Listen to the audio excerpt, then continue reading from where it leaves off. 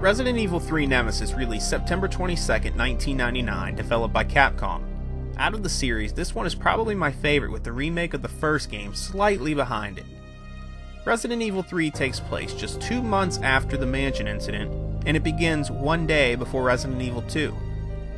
The player takes control of Jill Valentine, a returning character from Resident Evil 1. Almost all, and I mean all, of Raccoon City citizens have been transformed into zombies by the outbreak of the T-virus created by Umbrella. The game plays the same as the 2 games that came before it, but we have some new features. One of the features gives you the opportunity at different times in the game to make decisions. I'm not sure if there is a right or wrong decision, but it steers the story in a slightly different way. Slightly meaning the path to the end will be different, but the game ends the same way every time. The biggest new feature for the game is your worst nightmare, and he won't go away. Resident Evil 3 introduces Nemesis, a monster programmed to target surviving STARS members and anyone who witnessed Umbrella's experiments. This is why he can be heard saying STARS repeatedly. I feel that Resident Evil 3 is the scariest Resident Evil of the first 3 games, and Nemesis is a big component of that. He shows up out of nowhere, and the best advice I can give you is to just run. Don't fight him until you absolutely have to. Not knowing when he's going to show up makes you nervous as you progress through the game, and when he does, it's like an instant heart attack.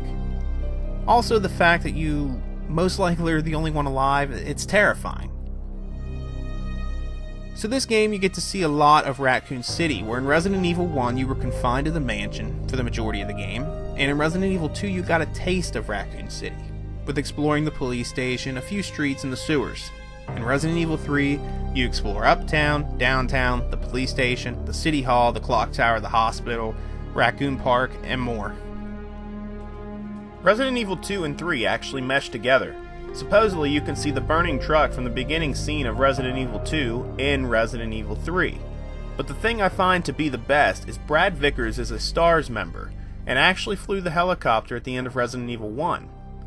Well, he meets his death very early in Resident Evil 3 at the hands of Nemesis, but the coolest part about it is if you start Resident Evil 2 and get to the police station without picking up a single item, a zombie form of Brad can be found.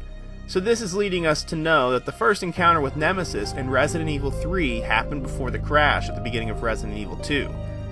I know that sounds a little complicated, but if you really think about it, it's so awesome. If you kill Zombie Brad in Resident Evil 2, he has a key where you can get different outfits. Resident Evil 3 did something similar. If you beat the game, you get the boutique key, and you can choose different outfits for Jill as well. Also, after completing the game, you unlock a mini-game called The Mercenaries. Jill isn't the only playable character. You get to play as Carlos at a certain point. Fans were a little disappointed in Resident Evil 3 because it didn't have scenarios A and B like Resident Evil 2, but it didn't bother me at all. I enjoy this game a lot, and it has a very high replay value in my opinion.